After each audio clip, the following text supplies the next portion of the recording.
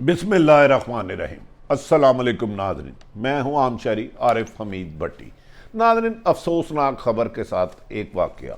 आज senior journalist की एक बीवी पर गाज़ियाबाद थाने की हदूद में नामालूम अफराद ने हमला किया। नहायत तकलीफ दे बात है। वो हमारे साथी सहाफ़ी, उन पर कोई गलती होगी या सही होगी, वो बैरून मुल्क मुकीम है।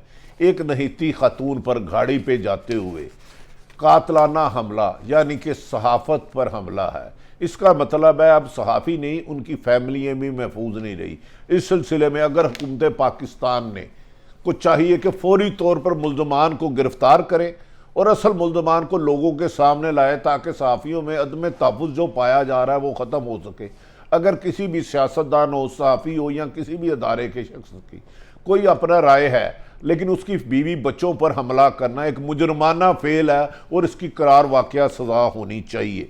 दूसरी तरफ नाज़रीन, वज़ीर आज़म वफाकी हुकूमत और सिंध हुकूमत आमने सामने आ गई। वज़ीर आज़म पाकिस्तान ने इस मौके पर अहम तरीन ऐलान किया, अगर सिंध में यूरिया खाद की ज़हीरा अंदोज़ी ख़त्म ना हुई और अवाम को मुश्किलात के सामना करना पड़ा तो वो इस सिलसिले में डायरेक्ट इंटरफेरेंस करके कार्रवाई करेंगे। और सिंध हुकूमत को उन्होंने वार्निंग दी कि वो इस सिलसिले में ज़हीरा अंदोज़ों के खिलाफ क्रैकडाउन करे, वरना वो किसी को भी स्पेयर नहीं करेंगे।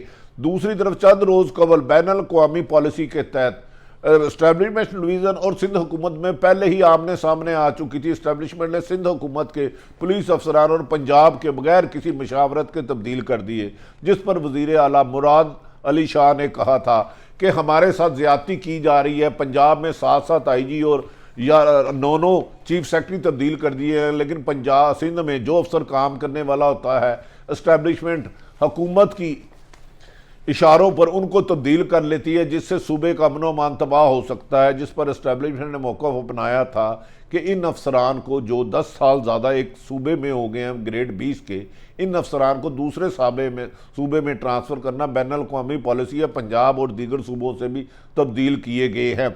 आने वाले दिनों में लगता है लफ्ज़ी जंग की बजाय टकराव हो सकता है। अगर वफाकी हुकूमत सिंध में ज़हीरा अंदोज़ों के खिलाफ रेंजर के ज़रिए ऑपरेशन करती है तो मुराद अली शाह ने इस पर सख्त एहतजाज किया और कहा अगर ऐसा किया गया तो वो किसी कीमत पर भी ये मदहालत बर्दाश्त नहीं करेंगे और 18वीं तरमीम के बाद खुद मुख्तार सूबे पर हमला बर्दाश्त नहीं किया जाएगा।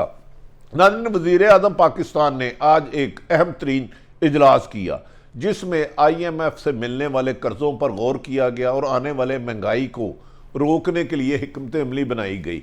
इस मौके पर जब उनकी काबीना के लोगों ने उन्हें बताया कि मुल्क में बाज़ क्राइसिस माफिया पैदा कर रहे हैं, आप जिसके खिलाफ कार्रवाई करते हैं वो माफिया इकट्ठा होकर एक प्लेटफॉर्म पे आता है और कभी चीनी की ज़हीरा अंदोज़ी की जाती है, कभी गंदम की जाती है। इस तरह आम अशिया की रोज़मर्रा की अशिया में कीमत में दिन दुगनी रात चौगनी इजाफा हो रहा है, जिससे हुकूमत बदनाम हो रही है। जिस पर वज़ीर आज़म पाकिस्तान ने मुल्क भर में क्रैकडाउन करने की हदायत की है। इस मौके पर उन्हें बताया गया कि सिंध में यूरिया खाद की ज़हीरा अंदोज़ी की वजह से दिन दुगनी कीमतें बढ़ रही हैं, जिससे किसान शख्स मुश्किलात का शिकार है। इस सिलसिले में उन्होंने कहा कि सिंध हुकूमत को बारहा बावर कराया गया कि आपकी ज़हीरा अंदोज़ी और नाकस पॉलिसियों की वजह से मुल्क में मुश्किलात का इजाफा बढ़ता है। जिस पर उस मुराद अली शाह ने कहा ये हमारे काम में मदाखलत है, सूबा इंडिपेंडेंट है। इस मौके पर कहा जा रहा है कि वज़ीर आज़म ने हुक्म जारी किया है कि अवाम की मुश्किलात को दूर करने के लिए सिंध हुकूमत के लिए भी कुछ हालात नासाजगार हो रहे हैं। वज़ीर आज़म ने कहा है कि फौरी तौर पर मैं सिंध हुकूमत को वार्निंग देता हूँ कि ज़हीरा अंदोज़ी और ब्लैकमेलिंग करने वालों के खिलाफ मौसर इक़दाम किए जाए, वरना वफाक अवाम के मुफादे आमा के लिए सख्त तरीन कार्रवाई करेगा। अदालतें भी सिंध हुकूमत की सरजनिश करती दिखाई दे रही हैं, क्योंकि बेजा तौर पर वहाँ टावर मार्केटें बनाई गई हैं जिनके नक्शा नहीं थे। एक नेस्ले टावर को सुप्रीम कोर्ट के बार बार हुक्म पर गिराया जा रहा है। नाज़रीन, इस मौके पर एस्टैब्लिशमेंट डिवीज़न ने बल्ती पर तेल का काम दिखाया। ایک طرف تو وفاقی حکومت اور سندھ حکومت ایک دوسرے کے آمنے سامنے تھی، الزامات لگا رہی تھی. سندھ حکومت کہہ رہی تھی کہ ہمارے کام میں مداخلت کی جا رہی ہے، جبکہ پنجاب میں بیوروکریسی سندھ سے زیادہ بدنام ہے، اور وزیر اعلیٰ پنجاب کے حکم پر 7 آئی جی اور 8-9 چیف سیکرٹری تبدیل کر دیے گئے ہیں، لیکن ہمیں ہمارے مرضی کے افسران نہیں دیے جاتے. دوسری طرف اسٹیبلشمنٹ ڈویژن نے 20 سے زائد گریڈ 20 کے افسر ڈی ایم جی اور پولیس کے، جن کو سندھ سے پنجاب اور مختلف صوبوں میں تبدیل کر دیا گیا، جس پر مراد علی شاہ نے سخت احتجاج کیا. انہوں نے کہا کہ یہ انتقامی کارروائی روکی جائے، وزیر اعلیٰ کی اجازت کے بغیر صوبوں سے افسروں کو ریلیف نہیں کیا جاتا، جس پر وزیر اعظم پاکستان اور ان کی کابینہ نے فیصلہ کیا کہ پنجاب یہ پالیسی بنائی گئی تھی کہ 10 سال کوئی بھی افسر گریڈ 20 میں ایک صوبے میں رہا تو اس کو 2 سال کے لیے کسی دوسرے صوبے میں طرف کرنا ہوگا، اور پنجاب کے افسران کو بھی تبدیل کیا گیا ہے، جس پر مراد علی شاہ نے اپنے افسروں کو کہا کہ وہ چارج نہ چھوڑیں، وفاقی حکومت سے خود بات کر لیں گے. ناظرین، اس طرح وفاقی حکومت اگر سندھ حکومت وفاقی حکومت کے ساتھ ٹکراؤ کرے گی تو یقیناً نظام عدل بھی متاثر ہوگا اور لوگوں کی مشکلات میں بھی اضافہ ہوگا. دوسری طرف یہ بھی کہا جا رہا ہے کہ آصف علی زرداری کے خلاف بہت جلد ہی نیب ریفرنس میں چلان پیش کر دیا جائے گا، جس کی طریقے سے مختلف طریقے سے وہ کر رہے ہیں، جبکہ آصف علی زرداری نے اپنے خلاف جو سماعت ہو رہی تھی نیب کورٹس کی، اسلام آباد کو سے کراچی منتقل کرنے کی درخواست کی ہے، اور انہیں طاقتور حلقوں نے یقین دہانی کرائی ہے کہ ان کے خلاف آئندہ کیس کراچی ٹرانسفر کرنے کی کوشش کی جائے گی. یاد رکھیں کہ ماضی میں جو جے آئی ٹی تھی ان کو سندھ حکومت میں انویسٹیگیشن کرتے ہوئے آصف علی زرداری اور پیپلز پارٹی نے دھمکیاں دی تھی کہ اگر آپ نے آصف علی زرداری کے بے نامی کھربوں روپے کے اکاؤنٹ کے سراغ لگانے کی کوشش کی تو آپ کے خلاف سخت ترین کارروائی ہوگی، جس پر سپریم کورٹ نے کراچی سے اس کیس کو اسلام آباد منتقل کر دیا گیا تھا. اب اگر آصف علی زرداری پر آنے والے دنوں میں نیب کی طرف سے ریفرنس مکمل کر کے فائل کیا جاتا ہے تو وفاقی اور سندھ حکومت کے اختلافات بڑھ جائیں گے. دوسری طرف وزیر اعظم عمران خان نے کہا ہے کہ سندھ حکومت ہو یا سابق مسلم لیگ نون کی حکومت، وہ اپنی آئین اور قانون کی پاسداری پر عمل درآمد کرتے رہیں گے، کسی کو این آر او نہیں دیں گے. ان کی حکومت جاتی ہے یا نہیں جاتی، بین الاقوامی تبادلوں پر بھی عمل درآمد ہوگا اور ذخیرہ اندوزی کرنے والوں کے خلاف سخت ترین کارروائی کی جائے گی. اس سلسلے میں انہوں نے کہا ہے کہ انہیں جب سے وہ اقتدار میں آئے ہیں مختلف مافیا تنگ کرتے ہیں، کبھی گندم کی قلت پیدا کر دی جاتی ہے، کبھی چینی کی، کبھی روزمرہ اشیاء کی، کبھی پیٹرول شارٹ کر دیا جاتا ہے، کبھی بجلی پر واویلا کیا جاتا ہے. ناظرین، لیکن حقائق کچھ اس طرح ہے کہ مافیا حکومتیں جو ہوتی ہیں ہمیشہ مافیا کا خاتمہ کرتی ہیں آئین اور قانون پر عمل درآمد کرتے ہوئے. کبھی حکومتیں مافیا کی نشاندہی نہیں کرتی. یہ حکومت کی ذمہ داری ہے. اگر کوئی مافیا اس وقت مضبوط ہوتا ہے، اس وقت لوگوں کے حقوق سلب کرتا ہے جب حکومتیں کمزور ہوتی ہیں اور مافیا کے خلاف بر وقت کارروائی نہیں کر سکتی.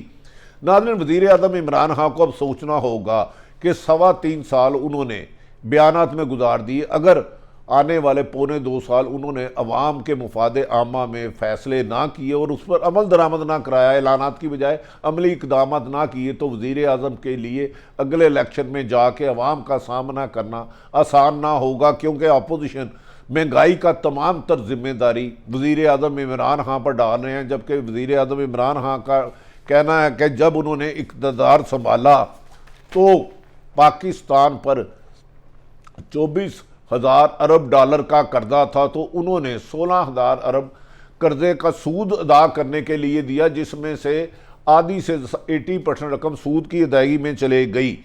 ناظرین، یہ بھی کہا جا رہا ہے کہ وزیر اعظم پاکستان نے آج پھر کہا ہے کہ قبضہ مافیا کے خلاف نبڑنے کے لیے کراس دی بورڈ جلد اقدامات کیے جائے، اگر یہ اقدامات میں کسی نے تاخیر کی تو اس کے خلاف کارروائی ہوگی.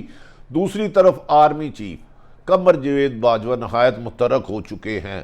انہوں نے ایک اہم ملاقات رشیا اور چین کے ساتھ کیا ہے کہ افغانستان کا امن تباہ کرنے کے لیے بھارت جو کردار ادا کر رہا ہے اس میں کامیابی نہیں ہوگی. نئے D G I S I نے انہیں بعض اہم انفارمیشن دی ہے، جس پر آرمی چیف قمر جاوید باجوہ نے رشیا اور چین کے ساتھ افغانستان پر امن قائم کرنے کے لیے تمام وسائل کو برقرار لانے کی، اور انہوں نے دوسری طرف وزیر اعظم عمران خان نے پوری دنیا سے مطالبہ کیا ہے کہ افغانستان میں قحط کی حالت آنے والی ہے، انسانی حقوق کی خاطر افغانستان کے جو اپنا بچڑا جو فریز کیا گیا اس کو پیسے کھولے جائے اور ان کی امداد کی جائے تاکہ اس ریجن میں امن قائم ہو سکے۔ ناظرین، آخر میں بتاتے چلیں کہ وزیر اعظم عمران خان کو یہ بھی اطلاع ملی ہے کہ ان حالات میں مہنگائی، بے روزگاری، لوڈ شیڈنگ کی وجہ سے بلدیاتی الیکشن میں جاتے ہیں تو اس کے نتائج زیادہ اچھے نہیں آ سکتے، لیکن وزیر اعظم ضد ہیں کہ اپریل میں الیکشن کرائے جائیں۔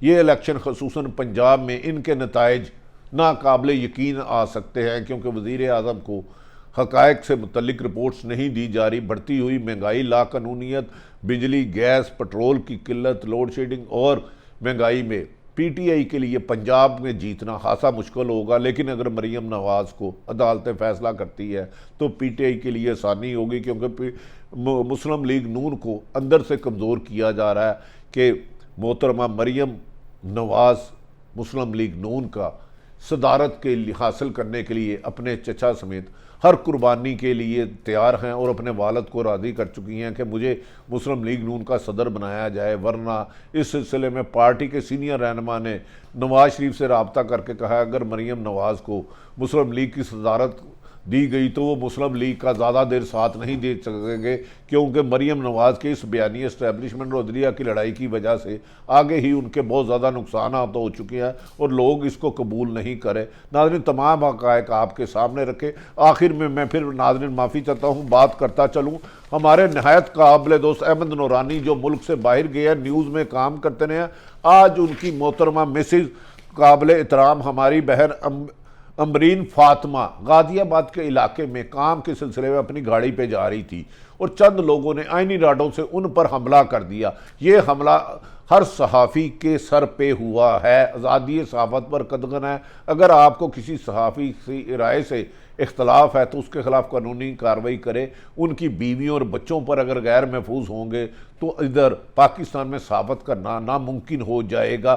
ہم اس کی پرزور مزاحمت کرتے ہیں اور خصوصاً وزیر اعظم عمران خان صاحب سے مطالبہ کرتے ہیں کہ احمد نورانی کی مسز امبرین فاطمہ پر غازی آباد کے علاقے میں جو حملہ ہوا ہے ان کے ملزمان کو فوری طور پر گرفتار کیا جائے۔